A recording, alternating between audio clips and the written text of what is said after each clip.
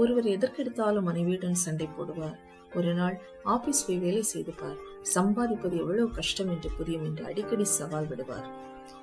அவள் ஒரு நாள் பொறுமை இழந்து, ஒரு நாள் நீங்க வீட்டுல இருந்து பசங்களை பாத்துக்கோங்க, காலையில குளிப்பாட்டி சாப்பாடு வச்சு வீட்டு பாடங்கள் சொல்லி கொடுத்து சீருடை அணிவித்து பள்ளிக்கு அனுப்புங்க, அதோடு சமைப்பது துவைப்பது எல்லாத்தையும் செஞ்சுதான் பாருங்களேன் என எதிர் சவால் விட்டான். கணவனும் அதை ஏற்றுக்கொண்டான். அவன் வீட்டில் இருக்க இவள் ஆபீஸ் கிளம்பினாள். ஒரே குப்பை கூலமாக கிடந்தது ஆபீஸ். முதலாளி மனைவி என்பதை மனதில் கொள்ளாமல் கூட்டி பெருக்கி சுத்தம் செய்தாள். வருகை பதிவேட்டை சரிபார்த்து தாமதமாய் வருபவர்களை கண்டித்தாள். கணக்கு வழக்குகளை பார்த்தாள். காலை 5 மணி ஆனதும் வீட்டுக்கு புறப்பட நினைத்த போது ஒரு அலுவலரின் மகள் திருமண வரவேற்பு குறித்து உதவியாளர் சொல்ல பரிசு பொருள் வாங்கி கொண்டு கல்யாண மண்டபத்திற்குள் சென்றாள். கணவன் வராததற்கு பொய்யான காரணம் ஒன்றை சொல்லிவிட்டு மணமக்களின் கட்டாயத்தால் சாப்பிட சென்றாள். பந்தியில் உட்கார்ந்தவளுக்கு சிந்தனை எல்லாம் வீட்டை பற்றியே. இலையில் வைத்து ஜாங்கிரியை மூத்தவனுக்கு பிடிக்கும் என்று கைப்பையில் எடுத்துக்கொண்டாள். முறுக்கு கணவனுக்கு பிடிக்குமே என்று அதையும் கைப்பைக்குள் வைத்துக் கொண்டாள். அவள் சாப்பிட்டதை விட பிள்ளைகளுக்கும் கணவனுக்கும் என பைக்குள் பதுக்கியது அதிகம்.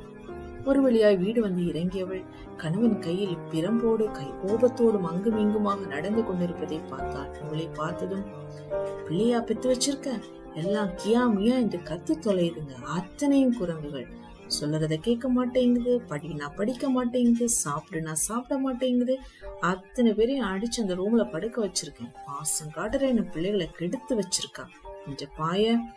அவளும் ஐயோ பிள்ளைகளை அடிச்சிங்களா என்றவாறே உள்ளே ஓடி கதவை திறந்து பார்த்தாள். உள்ளே ஒரே அழுகையும் பெருமலுமாய் பிள்ளைகள். விளக்கை போட்டவள் அதிர்ச்சியுடன், ஏங்க இவ்வளவு அடிச்சிங்க, இவள் எதிர் வீட்டு பொண்ணாச்சு என்று அலறா.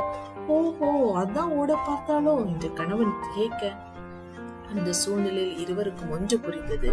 இல்லாள் என்றும் மனைக்கு உரியவள் மனைவி என்றும் சங்க காலம் தொடங்கிய மூதியர்கள் சொல்வது சும்மா இல்லை.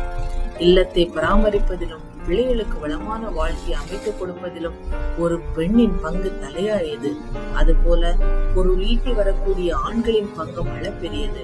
ஆனால் இருவரும் வேலைக்கு செல்லும் இந்த காலத்தில் இது ஆணுக்கு இது பெண்ணுக்கு என்று குடும்ப பொறுப்புகளை இனம் பிரிக்க இயலாதபடி வாழ்க்கை சமத்துவம் ஆகிவிட்டது.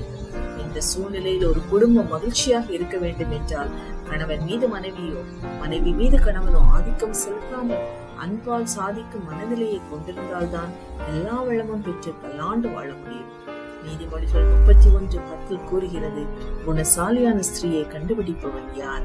அவளுடைய விலை முத்துக்களை பார்க்கிலும் உயர்ந்தது. ஆமென்.